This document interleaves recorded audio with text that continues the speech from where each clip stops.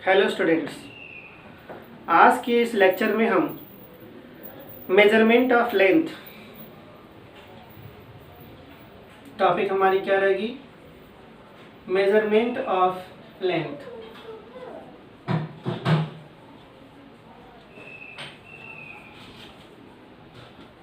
इस टॉपिक पे हम चर्चा करेंगे। आज की डिस्कशन की टॉपिक क्या है हमारी? Measurement of length. In this topic, we can use two type of method: direct method and indirect method.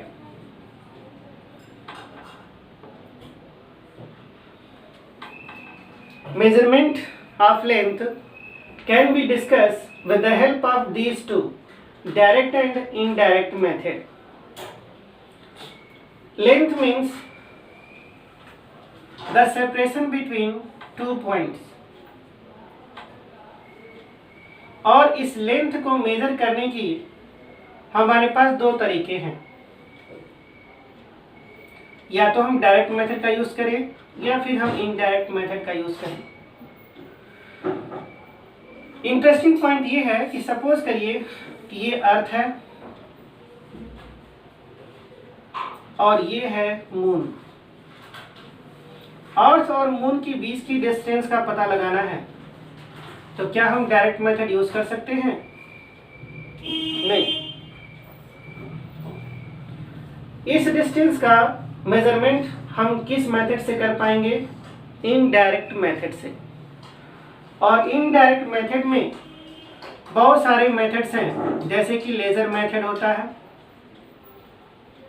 Radar method होता है, इको मेथड होता है,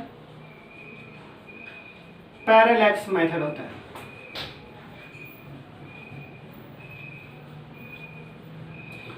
तो आज की इस लेक्चर में हम सबसे अधिक डिस्कस करेंगे किसको? पैरेलैक्स मेथड को।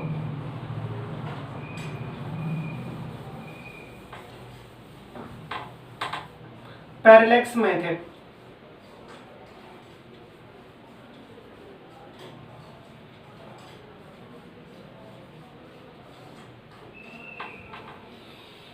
पैरेलैक्स मेथड है क्या? एक छोटा सा एक्टिविटी जो आप कभी अपनी डेली लाइफ में जरूर एंजॉय किया होगा। और वो एक्टिविटी क्या है कि जब भी आप अपने नाक के ठीक सीध में जब इस पेन को रखते हैं और अपनी राइट आई अगर क्लोज किया, तो आप ऑब्जर्व करते हैं कि ये पेन जो है किधर शिफ्ट कर जाता है? राइट साइड में। Let's do it. आप करके देख सकते हैं।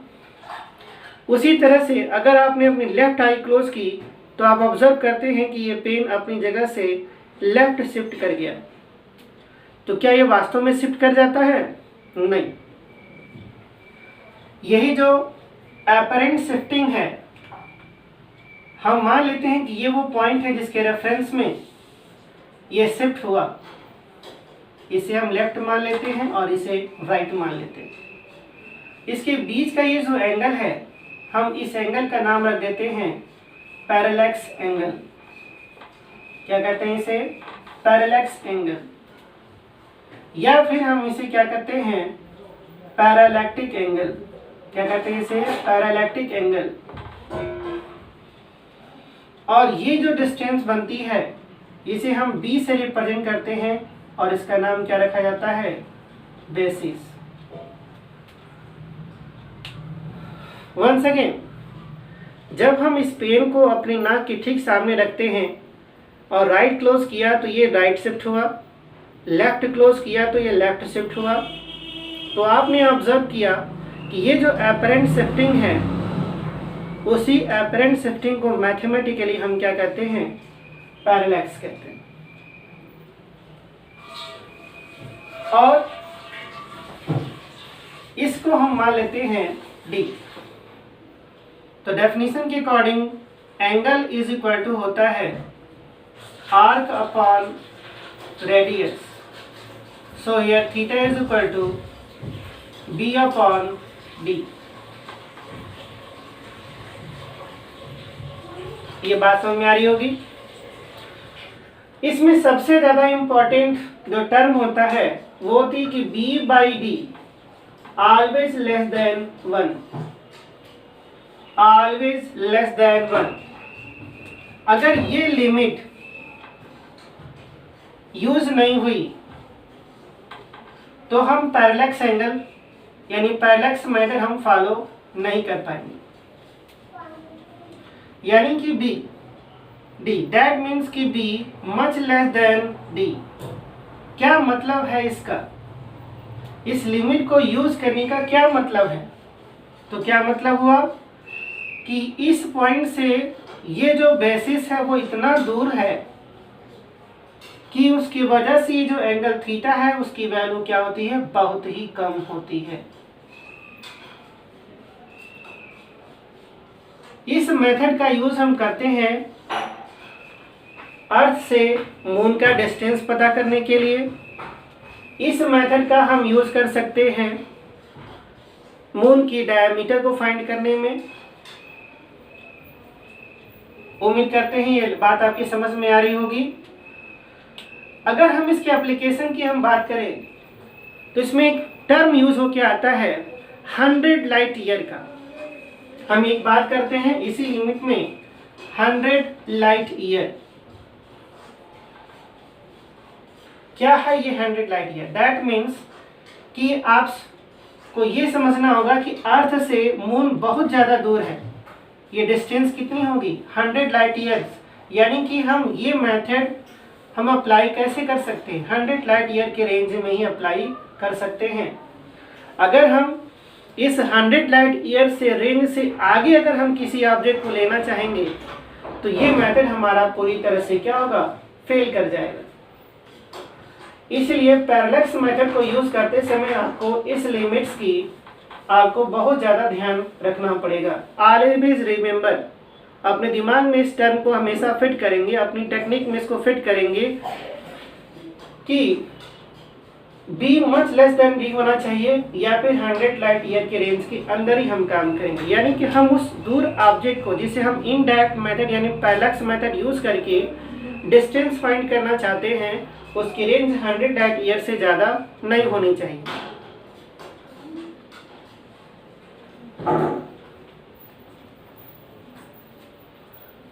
और इसी एक्सप्लेनेशन में सपोज करते हैं, छोटा सा एग्जांपल हम यूज करते हैं। सपोज कर लेते हैं कि ये अर्थ हुआ और ये मून है। ये क्या हो गई? मून हो गया। मून का ये डायमीटर हमें चाहिए। तो अर्थ के किसी पॉइंट से हम इसके इस एंगल को फाइंड कर लेते हैं। अब ये जो डायमीटर है वो b है। इस b को हम क्या मानेंगे? डायमीटर किसका? मून का। अब ये जो डायमीटर है कैसे वर्क कर रहा होगा? बेसिस की तरह से वर्क करेगा और ये क्या बन जाएगा? d। So by the parallax method theta is equal to b by d। So b is equal to theta into d। इस मेथड से हम बड़ी आसानी से मून का डायमीटर फाइंड कर सकते हैं। यहाँ थीटा किस में होना चाहिए? रेडियन में। और डायमीटर किस में होना चाहिए? मीटर में। और इस तरह से हम पैरेलैक्स मेथड का यूज करके अर्थ से मून का डिस्टेंस फाइंड कर सकते हैं, मून की डायमीटर फाइंड कर सकते हैं और भी सारे इसके यूज किए जा सकते हैं। तो ये उम्मीद करते हैं कि इस पैरेलैक्स मेथड की चीज़ें आपको समझ में आई होंगी। बस आपको हमेशा माइंड में क्या रखना है कि इस लिमिट का यूज़ आपको हमेशा ध्यान में रखना है कि इस लिमिट से आगे आपको नहीं जाना, हमेशा इस लिमिट के अंदर रहना है और तभी हम इस पैरेलैक्स मेथड का यूज़ कर पाएंगे। उम्मीद करते हैं ये लेक्चर आपके समझ में आया होगा। Thank you. Have a nice day.